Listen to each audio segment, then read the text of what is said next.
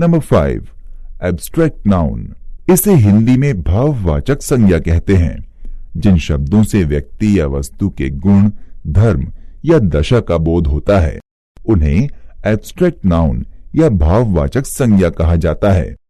यह संज्ञा जिसका बोध कराती है, उसे हम न देख सकते हैं, न स्पर्श कर सकते हैं और न ही चख सकते हैं, बल्कि केवल अनुभव या महसूस कर सकते हैं।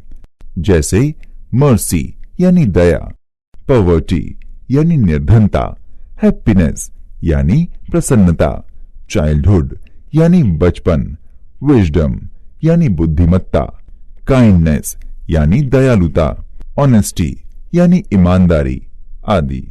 इन सभी नाउन्स को केवल अनुभव या महसूस किया जा सकता है। इन्हें देख पाना, स्पर्श कर पाना या चख पाना संभव नहीं है। एब्स्ट्रैक्ट नाउन के विषय में ध्यान देना है कि नंबर 1, ये एक वचन में होते हैं। नंबर 2, इनके पूर्व प्रायः कोई आर्टिकल अर्थात ए, एन या द नहीं लगता। लेकिन यदि कोई एडजेक्टिव इनके पूर्व प्रयुक्त हुआ है और वो कोई विशेष गुण एब्स्ट्रैक्ट नाउन का बता रहा है, तो उस एडजेक्टिव के पूर्व आर्टिकल का प्रयोग हो सकता है। इसे इन उदाहरणों के माध्यम से समझते हैं। जैसे honesty is the best policy. इस वाक्य में ऑनेस्टी और पॉलिसी दोनों शब्द एब्स्ट्रैक्ट नाउन हैं और इनके पूर्व किसी आर्टिकल का प्रयोग नहीं हुआ है। एक दूसरा उदाहरण सुनते हैं। Radha has received a good education. इस वाक्य में गुड और इसके पहले वाक्य में बेस्ट, ये दोनों शब्द एडजेक्टिव के रूप में प्रयोग किए गए हैं और दोनों के पहले आर्टिकल ए और द का प्रयोग किया गया है। एक और उदाहरण सुनिए। When mercy comes in the king's order, he looks like God. इस वाक्य में mercy एब्स्ट्रैक्ट नाउन है और इसके पूर्व आर्टिकल का प्रयोग नहीं हुआ है। एब्स्ट्रैक्ट नाउन बनाने के नियम। अभी तक बताए गए विवरण से यह स्पष्ट है कि एब्स्ट्रैक्ट नाउन हमेशा सिंगुलर नंबर में होते हैं तथा सामान्यतः इनके पूर्व किसी आर्टिकल का प्रयोग नहीं होता।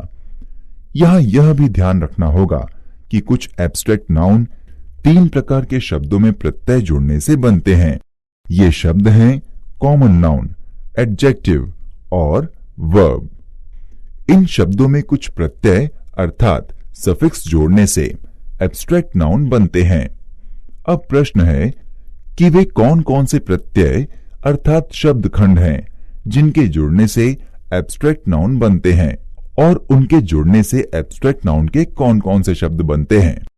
इस प्रश्न के उत्तर के रूप में कहा जा सकता है कि HOOD हुड, NESS नेस, DOM डम एवं TH आदि कुछ ऐसे प्रत्यय अर्थात सफिक्स हैं जिनके शब्दों के अंत में जुड़ने से एब्स्ट्रैक्ट नाउन के शब्द बनते हैं।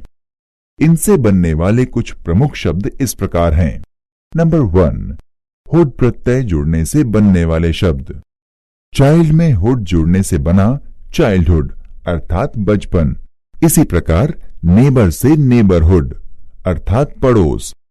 इसी प्रकार फादर, मदर, बॉय में हुड जुड़ने से क्रमशः फादरहुड यानी पितृत्व, मदरहुड यानी मातृत्व तथा बॉयहुड अर्थात लड़कपन शब्द बनेंगे। नंबर 2, नेस प्रत्यय जुड़ने से बनने वाले शब्द। पुअर में नेस जुड़ने से शब्द बना पुअरनेस अर्थात गरीबी। इसी प्रकार हैप्पी से हैप्पीनेस यानी प्रसन्नता।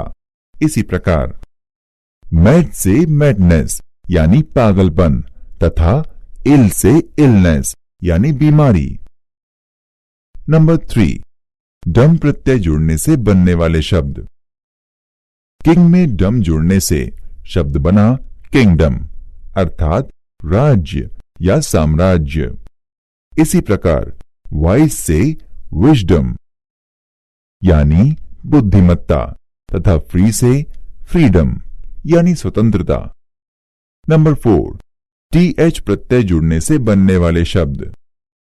ग्रो में TH जुड़ने से शब्द बना ग्रोथ यानी वृद्धि। इसी प्रकार डेड से डेथ यानी मृत्यु, यंग से यूथ यानी युवा तथा ट्रू से ट्रुथ यानी सच्चाई। एब्स्ट्रैक्ट नाउन के विषय में यह भी ध्यान रखना है कि बीमारियों के नाम, भाषा के नाम, खेलों के नाम, विज्ञान व कला के नाम प्रॉपर नाउन होने के साथ साथ एब्स्ट्रैक्ट नाउन के भी उदाहरण होते हैं।